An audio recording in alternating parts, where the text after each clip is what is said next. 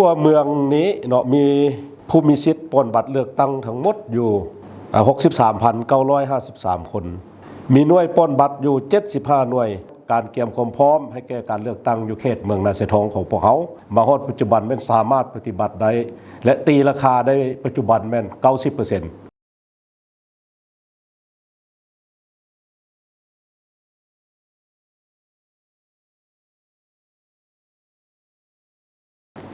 เจ้าสบายดีบรรดาท่านที่เคารพนับถือและฮักแพงทั้งหลายข้าพเจ้าชื่อสุริวัลย์ พรหมมหาไสยกรรมการพรรคนครหลวงเวียงจันทน์เลขาพรรคเมืองนาไสทองพร้อมทั้งเป็นประธานคณะกรรมการเลือกตั้งคันเมืองของเมืองนาไสทองก็ถือเป็นเกียรติรายงานมายังท่านโดยย่อเกี่ยวกับการกะเกียมและการดำเนินการเพื่อปนบัตรเลือกตั้งสมาชิกสภาแห่งชาติสุดที่10และสมาชิกสภาประชาชนนครหลวงสุดที่5อยู่เขตเลือกตั้งเมืองนาไสทองนครหลวงเวียงจันทน์ซึ่งได้มีการ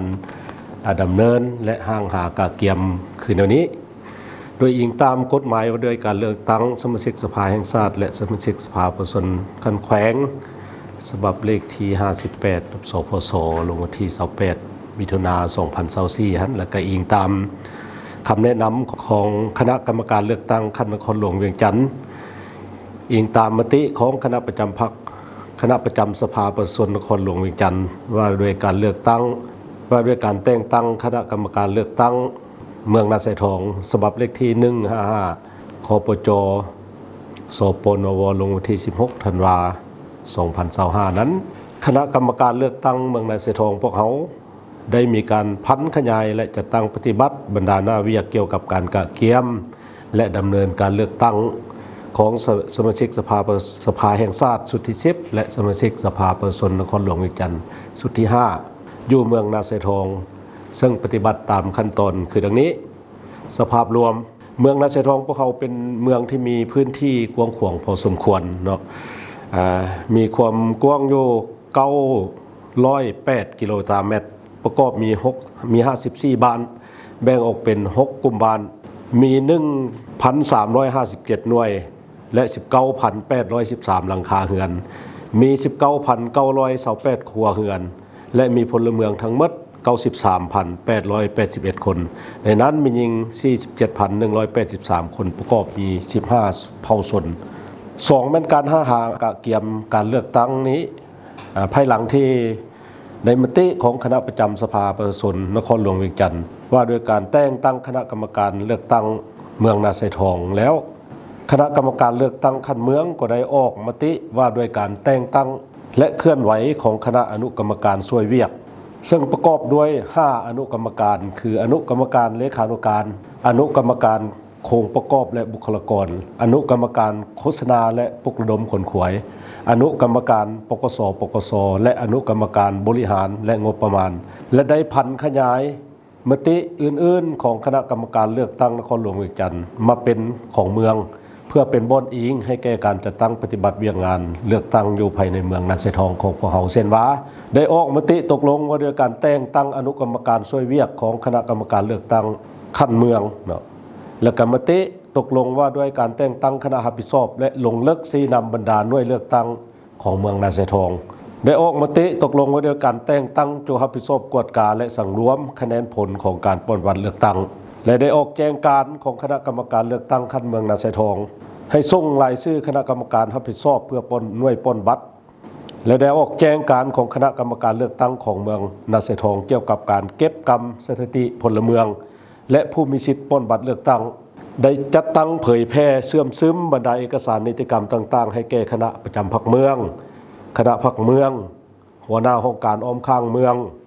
คณะกรรมการเลือกตั้งขั้นเมืองและบรรดาบ้านและได้มีการเปิดกองประชุมปรึกษาหารือเพื่อทดลองบทเรียนเป็นแต่ละระยะทั่วเมืองนี้เนาะมี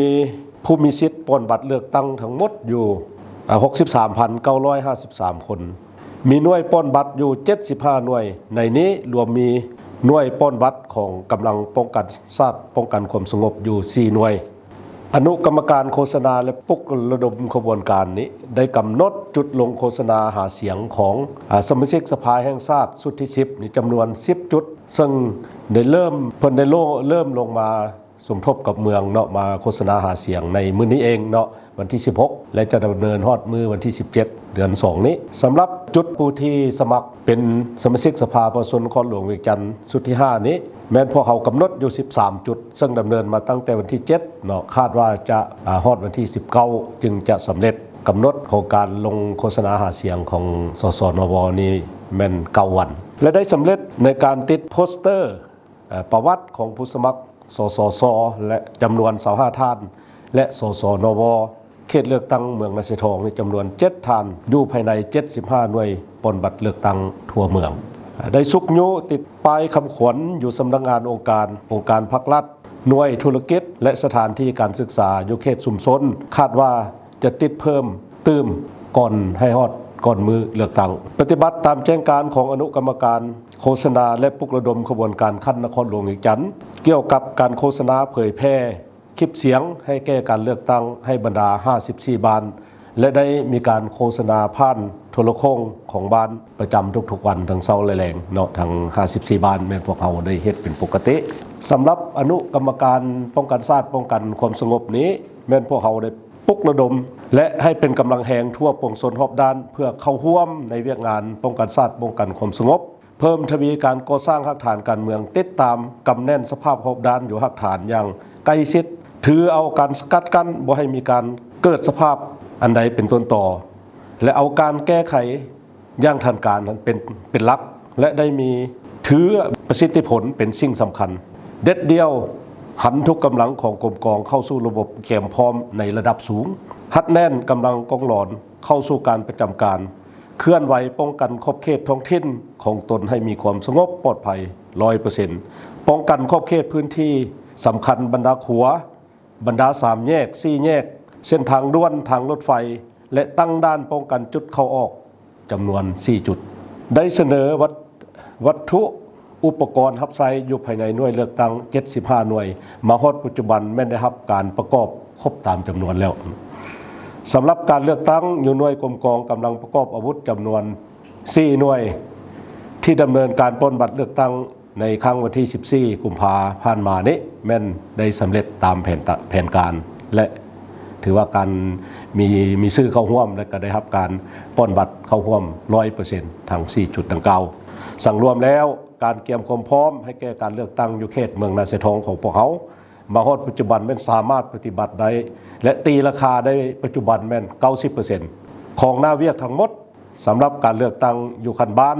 แต่ยังต้องได้มีการปรับปรุงสถานที่เวทีและการจัดวางโต๊ะบอนรับใบยังยืนจากผู้มีสิทธิ์บอนบัตรเลือกตั้งอีกจำนวนหนึ่งคือยังเหลือ 10% นั้นเป็นเบาเรื่องเวียกละเอียดอ่อนเนาะ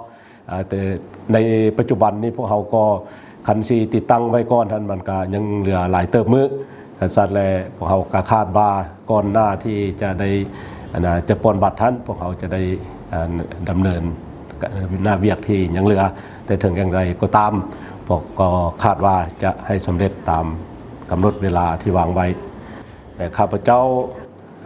ในนามต่างหน้าให้แก่คณะกรรมการเลือกตั้งคันเมืองนาไซทองก็คือในนามส่วนตัวเนาะก็ขอเรียกร้องให้แก่พ่อแม่พี่น้องชาวนครหลวงเวียงจันทร์เว้ารวมเว้าเฉพาะก็คือชาวเมืองนาไซทองของพวกเราผู้ที่มีสิทธิ์ปอนบัตรเลือกตั้งซึ่งมีอายุ18ปีขึ้นไปจงพร้อมเพียงเฮียงหน้ากันออกมาใช้สิทธิ์ของตนตามที่ได้กำหนดไว้อยู่ในรัฐธรรมนูญของสปป.ลาวพร้อมทั้งสู้ซนปฏิบัติให้ได้ตาม4คาดหมายก็คือ 1. ให้มีผู้ปล้นบัตรเลือกตั้งไปปล้นบัตรเลือกตั้งให้ครบถ้วนตามจำนวน 100% 2. ให้มีผู้เข้าร่วม